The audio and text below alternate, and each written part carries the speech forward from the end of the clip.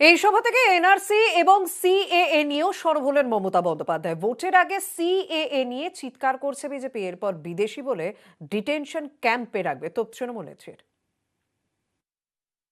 ভোটের আগে ক্যাটা করে চিল্লাচ্ছে, মনে রাখবেন ক্যাটা হচ্ছে মাথা মাছের আর লেজাটা হচ্ছে এনআরসি। আর যখনই আপনি নাম লেখালেন সঙ্গে সঙ্গে আপনি বাংলাদেশি হয়ে গেলেন।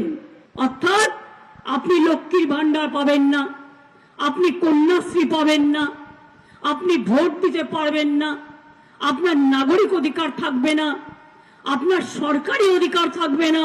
এটা ভালো না খারাপ নিজেরা বুঝে নিন।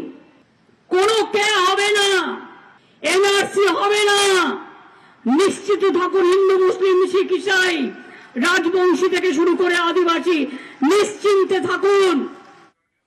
পরে সিএএ বিরোধী স্লোগানেও শান ঘাসফুল সুপ্রিমোর। তাই নো কে নো এনআরসি। আমরা সবাই নাগরিক। আমি বলবো আমরা সবাই, আপনারা বলবেন নাগরিক।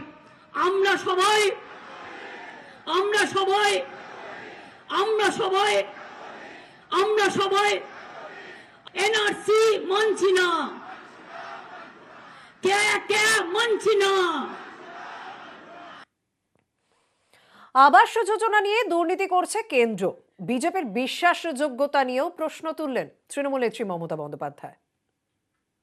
এই যে বলেছিলাম না, বলছে আবাস যোজনায় আবার নাম লেখান। বিজেপি অফিস থেকেই দেখুন এফআইআর করেছে, যাকে ফোন করেছিল কল নাম্বার দিয়ে এফআইআর করেছে, যে আমাকে ফোন করে বলছে তুমি আবার নতুন করে নাম লেখো। নতুন করে নাম লেখা মানে তোমার নামটা বাদ দেয়া। মনে রাখবেন, আপনি কেউটে সাথেও বিশ্বাস করতে পারেন, অ্যাটলিস্ট পোষ মানাতে পারেন, কখনো কখনো যারা সাপুরে পোষ মানাতে পারে, কিন্তু বিজেপি পার্টিকে জীবনে বিশ্বাস করবেন না।